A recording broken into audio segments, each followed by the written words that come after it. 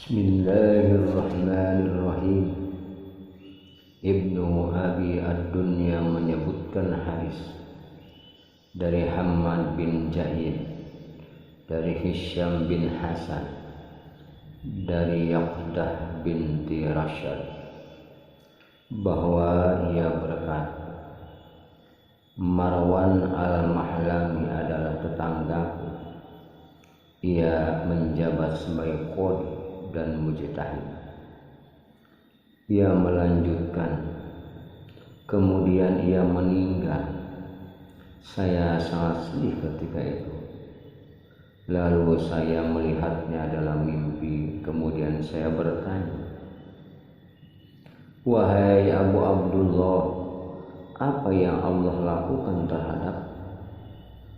Ia menjawab, Allah subhanahu wa ta'ala memasukkanku ke jannah. Saya bertanya lagi, kemudian apa lagi? Ia menjawab, kemudian saya dikelompokkan bersama ashabul yamin, yaitu golongan kanan. Saya bertanya lagi, kemudian apa lagi? Ia menjawab, lalu saya diangkat ke derajat para muqarrabin, yaitu orang-orang yang dekat kepada Allah. Saya bertanya lagi, siapa saudara-saudaramu di sana?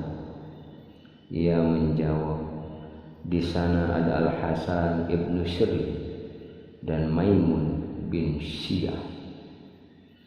Kemudian Hammad berkata bahwa Hisham bin Hasan berkata, aku diberitahu Ummu Abdullah, dia adalah wanita terbaik kota Basrah. Ia berkata, aku melihat dalam mimpiku seolah aku memasuki rumah yang indah.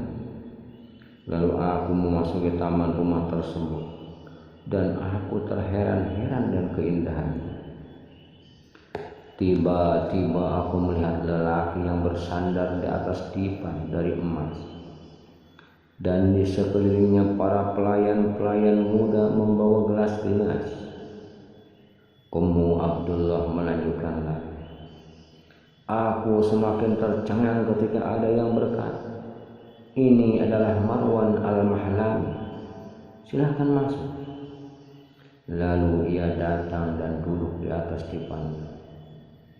Ummu Abdullah berkata lagi, seketika itu juga aku terbangun dari tidur, dan ternyata jenazah Marwan barusan lewat depan rumahku tepat ketika aku bermimpi.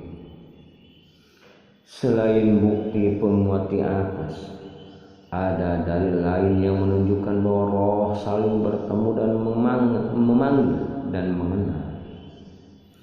Diriwayatkan oleh Ibnu Abi Ad-Dunya dari Yahya bin Abdurrahman bin Abi Labibah, dari kakeknya ia berkata, ketika Bishr bin Al-Baru bin Ma'rur meninggal dunia, istrinya Ummu Bishr dilanda kesedihan yang sama. Lalu ia berkata kepada Rasulullah, wahai Rasulullah, sesungguhnya orang-orang dari Bani Salamah terus-menerus meninggal dunia, maka apakah roh mereka bisa saling mengenal? Jika memang bisa, aku akan terus mengirim salam kepada Bishr. Rasulullah sallallahu alaihi wasallam bersabda, demi jiwaku yang berada di tangannya, benar bisa wahai Ummu Bishr.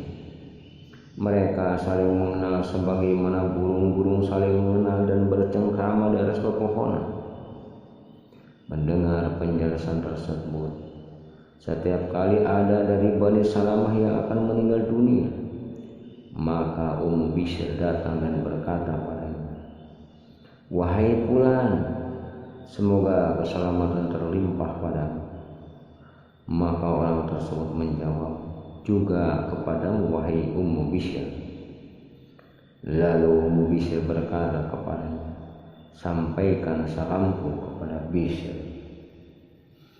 Ibnu Abi Ad-Dunya juga menyebutkan riwayat dari Sufyan Dari Amru bin Dinar, dari Ubay bin Umair, ia berkata, para penghuni kubur saling menunggu kamu. Jika ada pendatang baru atau mayit, maka mereka bertanya, bagaimana kabar fulan? Maka mayit menjawab, baik, dia adalah orang yang soleh. Kemudian mereka bertanya lagi, lalu apa yang dilakukan fulan? Maka ia menjawab, apakah tidak ada kabar yang sampai pada kalian tentangnya? Serempak mereka menjawab, tidak. Mayit berkata lagi, inna lillahi wa inna ilaihi raji'un. Ia telah menempuh jalan lain yang bukan jalan kita.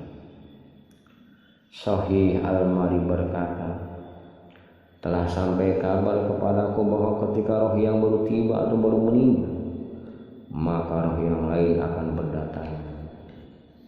Roh yang baru saja meninggal akan bertanya kepada roh-roh yang berdatangan, bagaimana tempat tinggal kalian?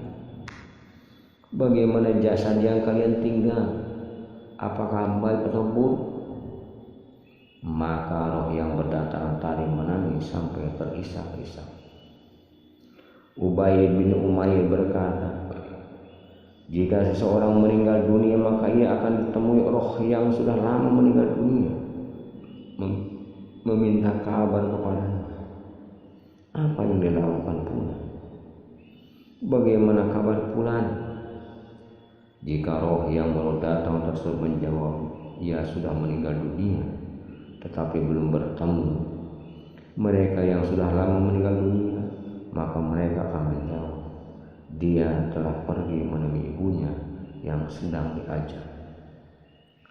Senada dengan ini, Sa'id bin Musayyib berkata, ketika seorang meninggal dunia, maka kedua orang tuanya yang telah meninggal akan menyambutnya, sebagaimana seseorang yang menyambut anaknya yang telah lama pergi. Ubay bin Umair berkata lagi, jika aku tidak berharap untuk bertemu keluargaku yang lebih dulu meninggal, maka sama artinya aku meninggal dengan kesedihan. Muawiyah bin Yahya menyebutkan dari Abdullah bin Salam, dari Abu Rahim al-Musma'i, dari Abu Ayyub al-Ansari, bahwa Rasulullah Sallallahu Alaihi Wasallam bersabda, sesungguhnya nyawa seorang mukmin ketika dicabut, maka malaikat rahmat yang datang dari sisi Allah akan menemuinya sebagaimana memberi kabar gembira menemui seorang di dunia dan berkata, tunggu saudara, dahulu sampai dia bisa istirahat. Sungguh dia baru mengalami bencana besar. Lalu mereka roh lain akan bertanya kepadanya, apa yang dilakukan pula? Bagaimana kabar pula? Ketika ia ditanya tentang seseorang yang telah meninggal dunia lebih dulu, maka mereka akan menjawab, inna lillahi wa inna ilaihi raji'un. Ia telah menyusul ibunya yang sedang diajar. Sungguh ia ibu yang buruk.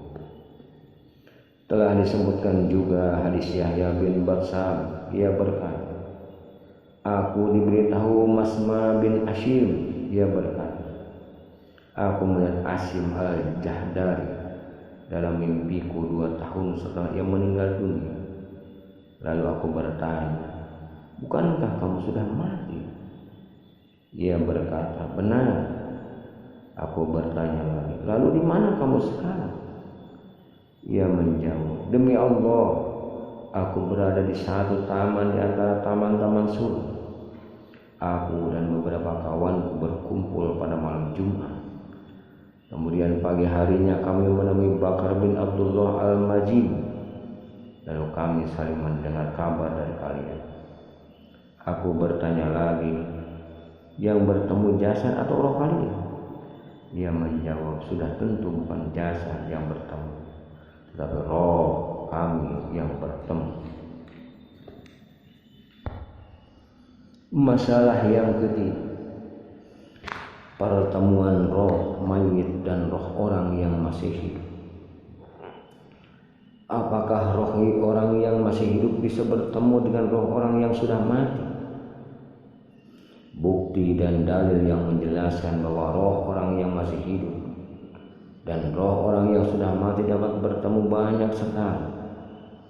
Indra dan realita merupakan bukti paling adil yang membuktikan bahwa roh orang yang masih hidup dapat bertemu dengan roh orang yang sudah mati. Allah Subhanahu wa ta'ala berfirman, Bismillahirrahmanirrahim. Allahu yatawaffal anfusa hina mautiha wallati lam tamut fi manamiha wa yumsikul lati qada 'alaiha al-mauta wa yursil ukhra ila ajalin musamma. Inna fi dzalika laayatin liqaumin yatafakkarun. Shadaqallahul azim. Allah memegang jiwa orang ketika matinya dan memegang jiwa orang yang belum mati di waktu tidurnya. Maka ditahanlah jiwa orang yang telah dia tetapkan kematiannya, dan dia melepaskan jiwa yang lain sampai waktu yang ditentukan. Sesungguhnya pada yang demikian itu terdapat tanda-tanda kekuasaan Allah bagi kaum yang berpikir. Quran Surat Al-Jumu'ah surat yang ke-39 ayat 42. Abu Abdullah bin Mandah meriwayatkan dari Ja'far bin Abi Mughirah dari Sa'id bin Jubair dari Ibnu Abbas bahwa ia berkata tentang tafsir ayat di atas, telah sampai kabar kepada aku bahwa roh orang yang masih hidup dapat bertemu dengan roh orang yang sudah mati di dalam mimpi. Mereka saling bertanya kabar masing-masing. Lalu Allah Subhanahu wa ta'ala memegang roh orang yang sudah mati dan melepaskan roh orang yang masih hidup kembali ke jasadnya. Diriwayatkan oleh Ibnu Abi Hatim dari Asy-Sya'di bahwa ia berkata tentang tafsir firman Allah Subhanahu wa ta'ala, wallati lam tamut fi manamiha, dan memegang jiwa orang yang belum mati di waktu tidur. Quran Surat Az-Zumar surat ke-49 ayat 42. Ia berkata, Allah Subhanahu wa ta'ala mematikan roh tersebut dalam mimpi. Lalu roh orang mati bertemu dengan roh orang yang hidup dan saling bertanya kabar masing-masing. Beliau melanjutkan, kemudian Allah Subhanahu wa ta'ala mengembalikan roh orang yang masih hidup kembali ke jasadnya di dunia sambil menunggu sisa umurnya. Bahkan roh orang yang sudah mati ingin kembali ke jasadnya, tetapi ia ditahan. Ini adalah salah satu pendapat dalam masalah ini, bahwa roh yang dipegang atau ditahan adalah roh orang yang mati, sedangkan yang dilepaskan adalah roh orang yang dimatikan ketika tidur. Maksudnya bahwa roh orang mati ditahan dan tidak dilepaskan ke jasadnya sampai hari kiamat. Sedangkan roh orang hidup sekadar dimatikan dengan ditidurkan, kemudian dikembalikan lagi ke jasadnya untuk menunggu sisa umur sampai ia dimatikan dan kematian yang sebenarnya. Adapun pendapat kedua menyatakan bahwa roh orang yang ditahan dengan roh yang dilepaskan sama-sama dimatikan ketika tidur. Bagi roh yang ajalnya sudah sampai maka ia ditahan di sisi Allah dan tidak dikembalikan ke jasadnya. Adapun yang belum sampai ajalnya maka ia dikembalikan untuk menyempurnakan ajalnya. Syekhul Islam Ibnu Taimiyah memilih pendapat kedua ini dengan mengatakan pendapat ini didukung dari Al-Quran dan As-Sunnah. Ia juga berkata, karena Allah Subhanahu wa ta'ala menyebutkan bahwa roh yang ditahan setelah kematiannya terjadi ketika tidur. Adapun roh yang dimatikan ketika tiba kematiannya, maka roh jenis ini tidak disebutkan apakah ia ditahan atau dilepaskan. Tetapi yang benar bahwa jenis ini adalah roh jenis yang ketiga. Wallahu a'lam bishawab.